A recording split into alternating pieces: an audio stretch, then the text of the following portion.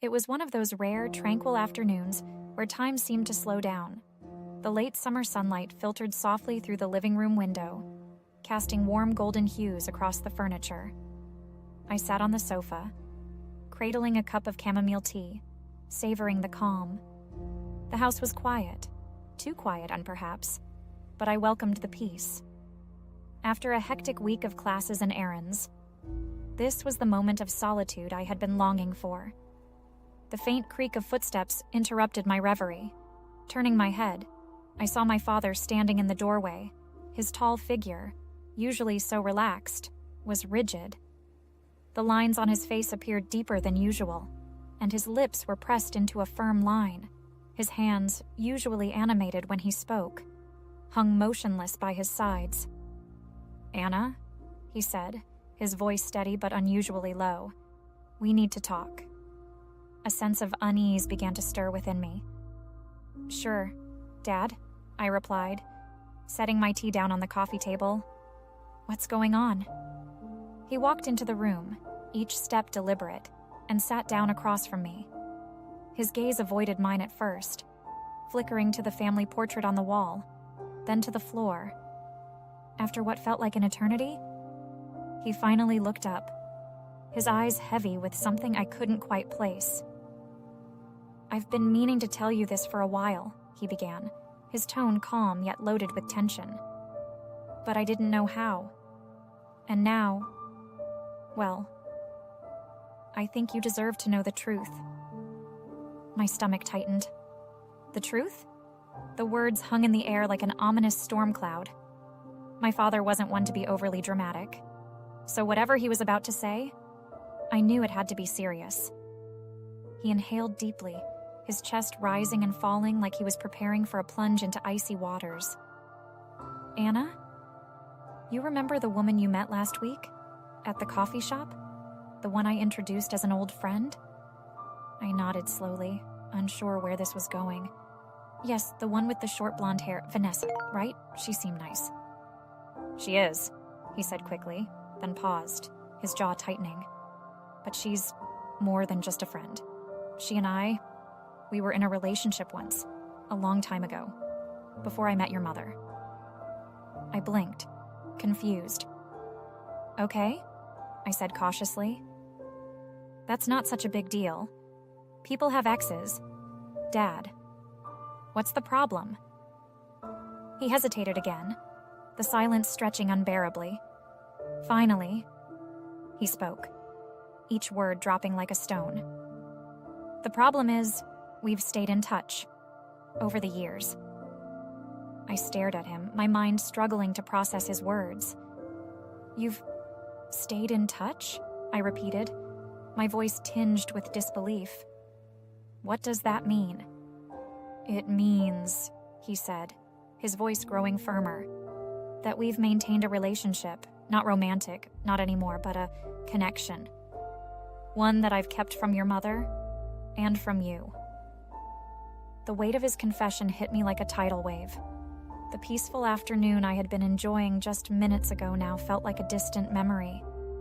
My chest tightened, and my mind raced with questions I wasn't sure I wanted answers to. "Why would you do that?" I asked, my voice trembling. "Why would you keep something like this a secret?" His eyes softened, and for a moment, I saw a flicker of vulnerability in his expression. "Because I was afraid," he admitted. "Afraid of what it would do to our family, to your mother, to you." I shook my head, struggling to reconcile the man I thought I knew with the one sitting in front of me now. "So you've been lying to us, all this time." "It's not that simple," he said, his voice pleading. "Vanessa was a big part of my life once, and while our relationship ended, the bond we shared didn't just disappear. I didn't want to hurt anyone by cutting her off completely." "But you didn't want to hurt anyone by telling the truth, either," I shot back, anger creeping into my tone. He sighed heavily, his shoulders slumping. "Anna, I know this is a lot to take in. I didn't tell you this to upset you. I couldn't keep it from you any longer." I stood up, needing to put distance between us. The room suddenly felt suffocating, the walls closing in. "I need a minute," I said, my voice barely above a whisper. "Take all the time you need," he said quietly. "But please, Anna, try to understand." I didn't respond. My mind was a whirlwind of emotions: anger, betrayal, confusion, all swirling together into a storm I couldn't control. I walked out of the room and up the stairs to my bedroom, shutting the door behind me, leaning against it. I closed my eyes, trying to steady my breathing. This couldn't be real. The man I had always admired for his honesty and integrity had been hiding something this big? And Vanessa, the woman who had smiled so warmly at me just a week ago. What role had she really played in all of this? As I sank onto my bed, the full weight of the situation began to settle over me. My peaceful afternoon had been shattered, and in its place was a reality I wasn't sure I was ready to face. The walls of my bedroom offered no comfort. I paced back and forth, my thoughts spiraling.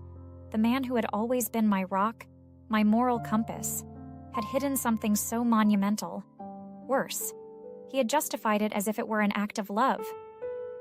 I threw myself onto the bed, staring at the ceiling, hoping for clarity. None came. My father's words echoed in my mind.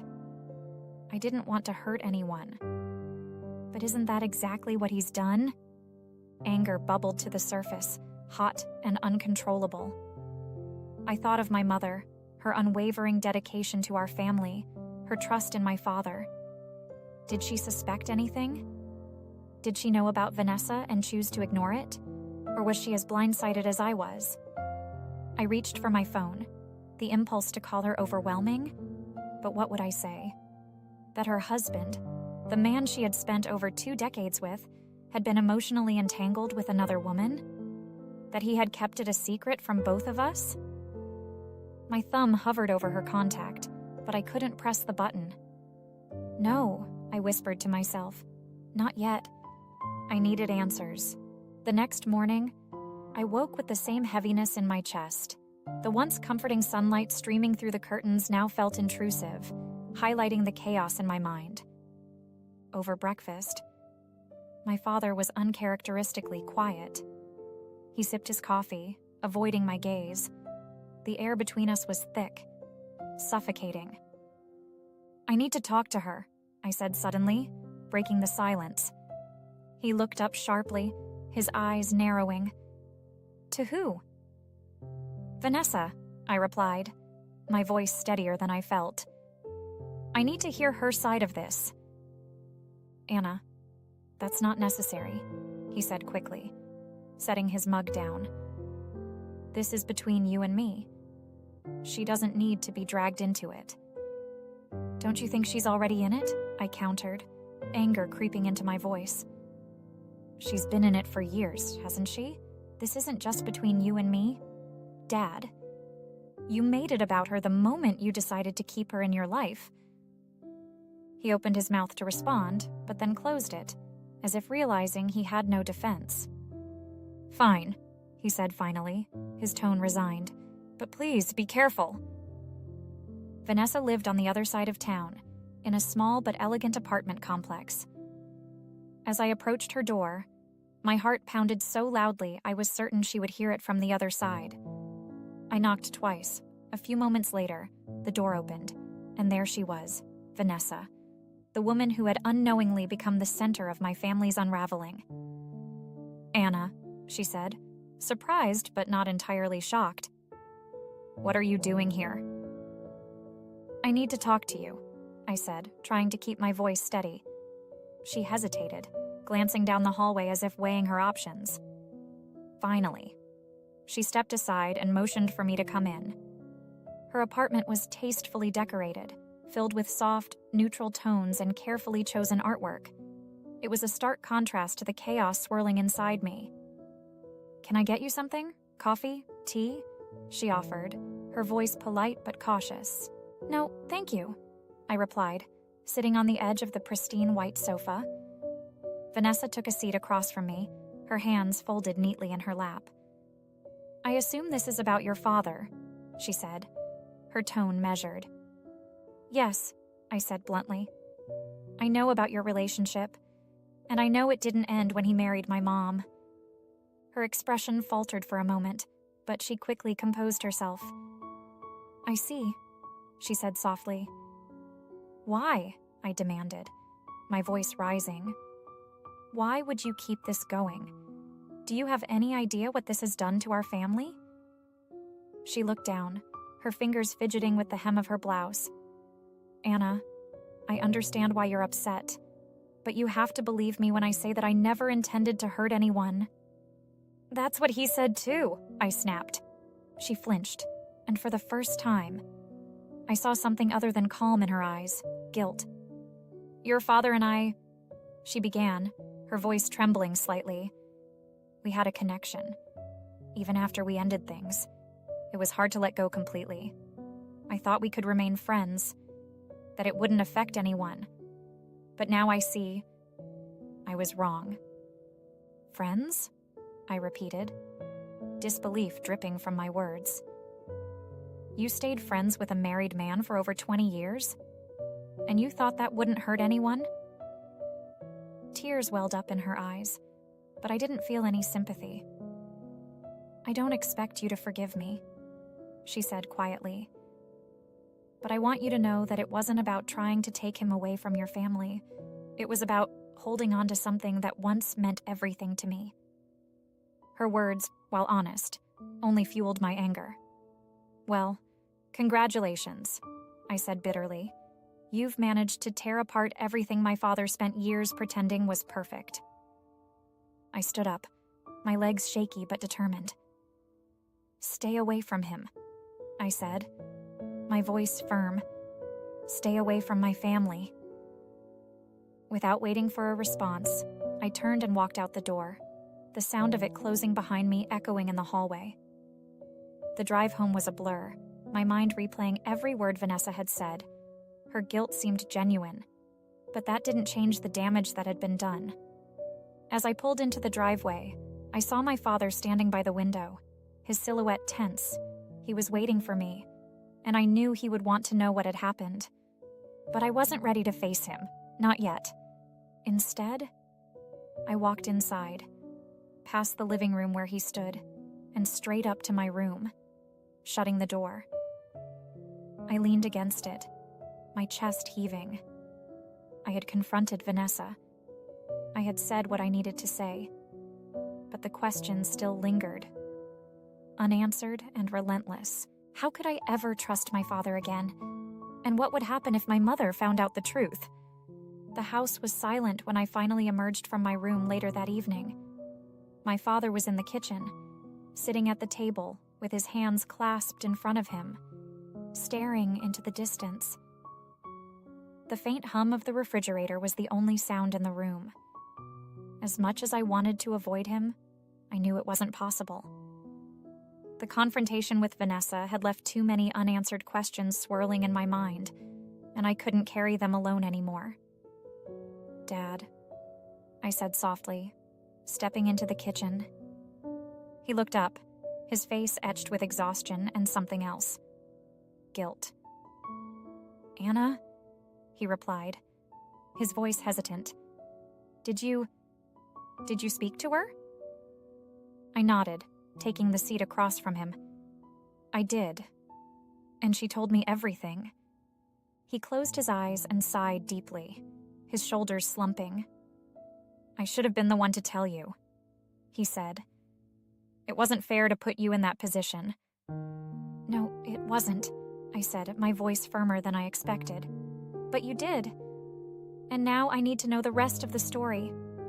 All of it. For a moment, he didn't speak, his gaze fixed on the table as if the answers were etched into the wood grain.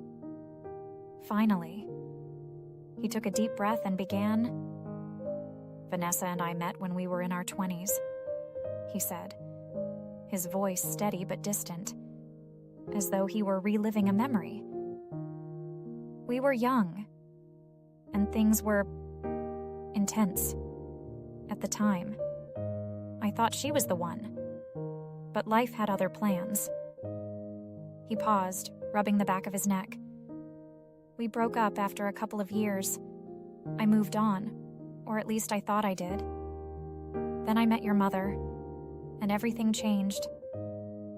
She was everything I didn't know I needed, grounded, loving, selfless. So why did you keep Vanessa in your life? I asked, unable to hide the bitterness in my tone. It wasn't intentional, he said quickly. When Vanessa reached out years later, I thought it would just be a casual catch-up. But as we talked, I realized how much I still cared for her. Not romantically, but as a person. She was going through a difficult time, and I felt like I couldn't just turn my back on her. And what about Mom? I pressed. Did she ever know about this? His face darkened. No, he admitted. I didn't tell her because I didn't want to hurt her. I thought I was protecting her. I shook my head, my frustration mounting. Protecting her? By lying to her? By keeping this other relationship alive behind her back? It wasn't like that, he said defensively. I never cheated on your mother. What Vanessa and I had was complicated. But it was never physical. It was just conversations, memories. Memories that should have stayed in the past. I shot back. Do you even realize what this has done to me? To us? He looked at me. His eyes filled with a mixture of regret and helplessness. I know I've made mistakes, Anna, but please believe me when I say that I never meant to hurt you or your mother. I stood up, pacing the kitchen as anger and sadness warred within me. You didn't mean to hurt us, but you did, I said. You lied to us. You betrayed the trust we had in you. And for what? To hold on to some part of your past that you couldn't let go? It wasn't that simple, he insisted, standing now as well. Vanessa wasn't just a part of my past.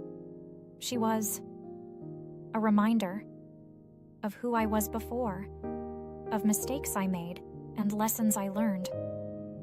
I thought keeping her in my life was a way to honor that, to not forget where I came from. That's not how it works. Dad, I snapped. You can't hold on to your past at the expense of your present. You can't keep secrets and expect everything to be fine. He didn't respond, his silence a tacit acknowledgement of his failure. Finally, I stopped pacing and faced him directly. Mom deserves to know, I said, my voice quieter but resolute. She has a right to the truth. No, he said immediately, his tone sharp. This would destroy her. Anna, like she doesn't need to know. It's better this way. Better for who? I asked. For you? So you don't have to deal with the consequences of your actions? For all of us, he said, his voice rising. Do you think I want this? Do you think I enjoy seeing the pain in your eyes, knowing I'm the one who put it there? I made a mistake. Anna. A mistake I've been paying for every day since I made it. I stared at him, my anger softening just enough to see the weight he was carrying. He wasn't just guilty, he was broken.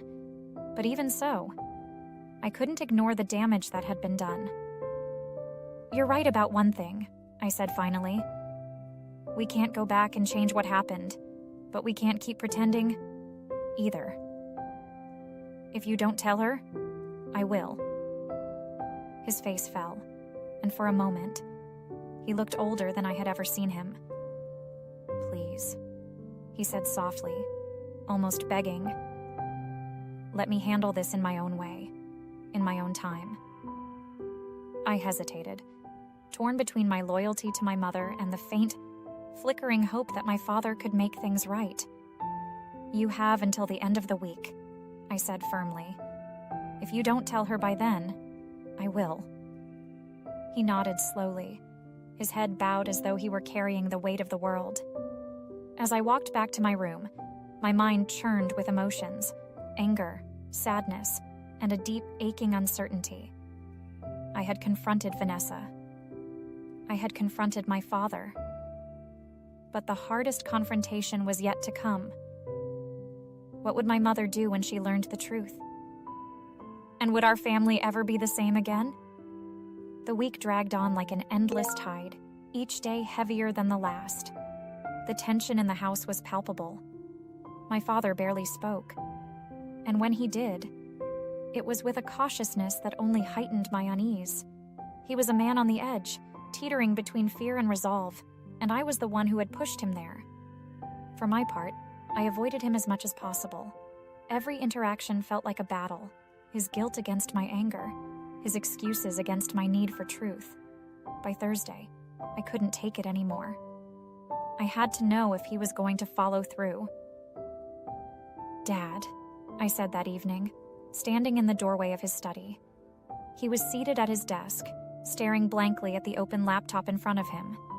When he looked up, the dark circles under his eyes made him look years older. "Have you decided what you're going to do?" He sighed, running a hand through his hair. "Anna, this isn't easy for me." "It's not supposed to be easy," I snapped. "You've had years to figure this out. But you didn't. Now you're out of time." "I know," he said quietly, his voice laced with exhaustion. "I'll talk to her tomorrow. After dinner." His words brought a momentary sense of relief, but it was fleeting. Tomorrow would come, and with it, the shattering of the fragile foundation our family had been built on. Friday evening arrived too quickly, the hours slipping away like grains of sand through an hourglass. My mother had returned home earlier in the afternoon, cheerful as always, blissfully unaware of the storm that was about to hit. Dinner was uneventful at first. My mother chatted about her work trip, sharing stories about the people she had met and the places she had visited. I forced a smile, nodding in all the right places, but inside, I was a bundle of nerves. My father, on the other hand, was visibly tense. He picked at his food, barely contributing to the conversation. My mother noticed. Of course. "David, are you feeling all right?" she asked, her tone concerned. "I'm fine," he replied quickly, avoiding her gaze. "Just tired." Her brow furrowed, but she didn't press the issue. She turned her attention back to me, asking about school and my plans for the weekend. I answered mechanically. My focus split between her questions and the clock ticking ominously in the background. Finally, as the plates were cleared and the coffee brewed, my father cleared his throat. "Elizabeth," he began, his voice unsteady. "There's something I need to talk to you about." She looked up, surprised by the serious tone in his voice. "What is it, David?" He glanced at me briefly, as if seeking reassurance, before returning his attention to her. "It's about Vanessa." My mother's smile faltered. "Vanessa? Your old friend?" "Yes," he said, pausing to steady himself. "She's more than just an old friend." The silence that followed was deafening. My mother stared at him, her expression a mixture of confusion and dread. "What are you talking about?" My father took a deep breath, his hands gripping the edge of the table. "Vanessa and we were in a relationship before I met you, and after we got married, we stayed in touch." The words hung in the air like a bomb waiting to explode. My mother's eyes widened, her face paling as she processed his confession. "You stayed in touch?" she repeated, her voice trembling. "What does that mean? David, were you cheating on me?" "No," he said quickly, his voice desperate. "It wasn't like that. We weren't involved that way. It was just conversations, emails, nothing physical." "But you kept it from me," she said, her voice growing colder. You lied to me. David. For years. He nodded, his head bowed. I did. And I'm sorry. I thought I was protecting you. But I see now that I was wrong. Tears welled up in her eyes as she shook her head. Protecting me? By hiding a part of your life? By keeping another woman in our marriage? It wasn't about her, he insisted. It was about me, about my own insecurities, my own inability to let go of the past. That's not an excuse, she said sharply. Do you have any idea how humiliating this is? To know that all these years, I've been sharing you with someone else?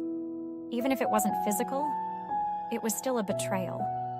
I sat frozen in my chair, watching the scene unfold. I had prepared myself for this moment, or so I thought. But seeing my mother's pain and my father's desperation was more than I could handle.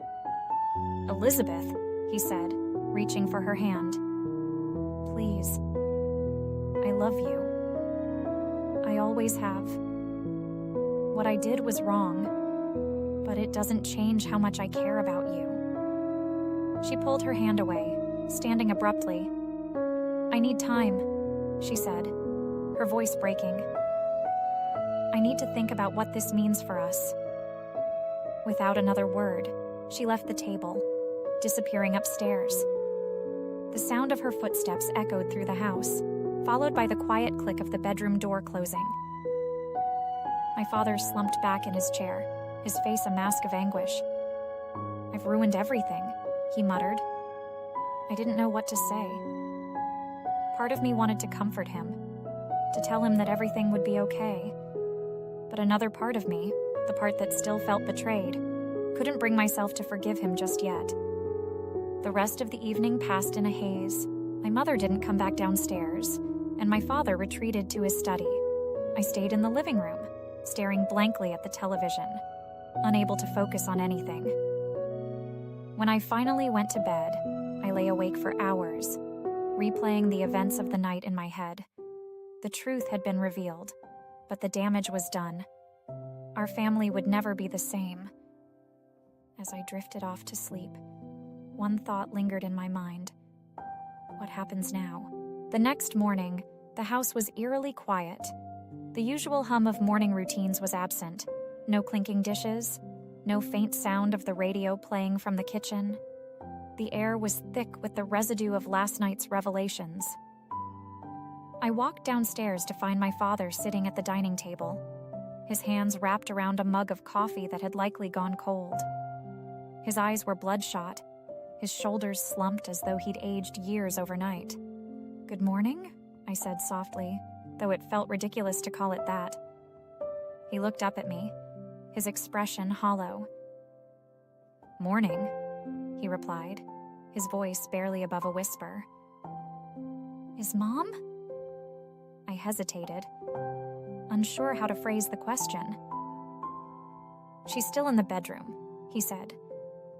Didn't say much when I knocked earlier. Just said she needed time. I nodded, unsure of what to say. Sitting across from him, I reached for the words that had been tumbling through my mind all night. Dad, you did the right thing by telling her. I know it doesn't feel like it now, but it's better this way. He gave a bitter laugh. Better, Anna? I just broke my wife's heart. Our family might never recover from this. Maybe, I admitted. But keeping the truth buried would have been worse. At least now there's a chance for honesty, for rebuilding. He didn't respond, staring into the depths of his coffee as if it held the answers he so desperately sought. I waited until late afternoon before I finally worked up the courage to check on my mother.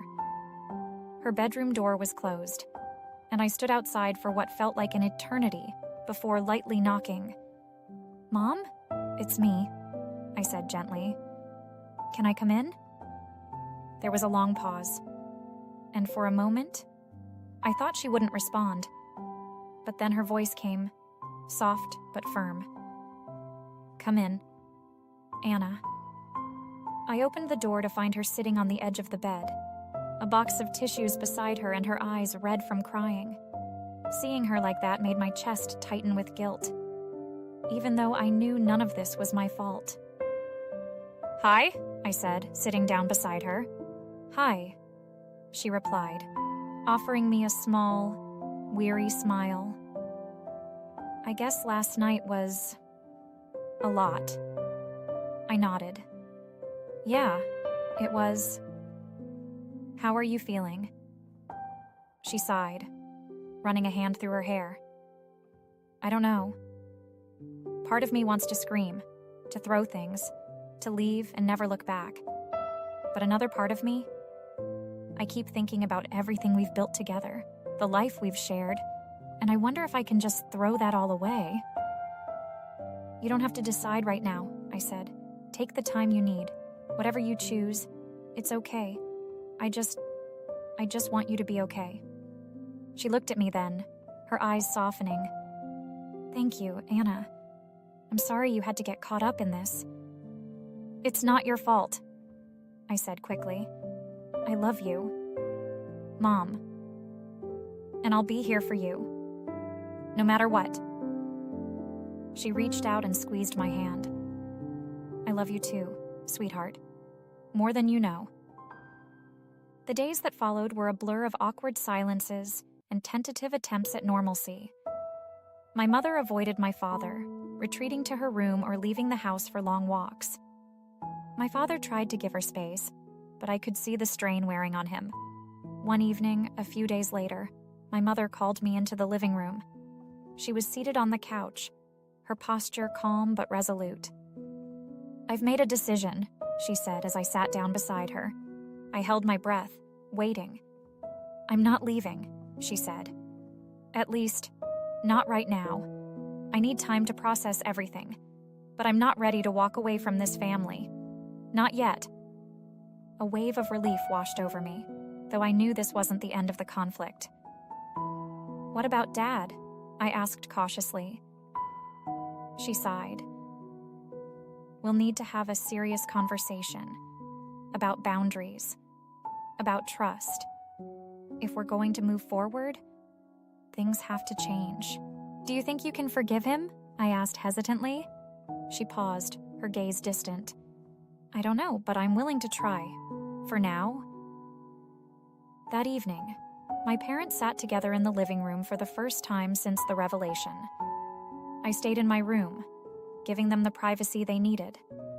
I couldn't hear every word, but the low murmurs of their voices told me they were talking, really talking. When my father knocked on my door later that night, his face looked more peaceful than it had in days. "We're going to try," he said simply. I nodded, feeling a tentative hope stir within me. That's all you can do. The weeks that followed were far from perfect. There were moments of tension, of tears and raised voices. But there were also moments of progress, shared meals, quiet conversations, small gestures of kindness that hinted at the possibility of healing. For me, the experience changed the way I saw my parents.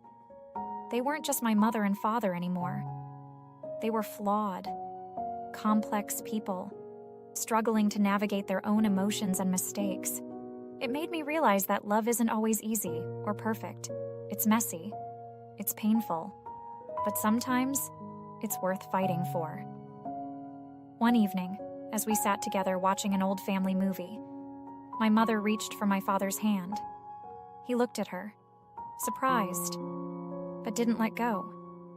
It was a small gesture, but it spoke volumes. In that moment, I felt a flicker of hope. Our family wasn't fixed, and maybe it never would be. But we were trying. And sometimes, that's enough.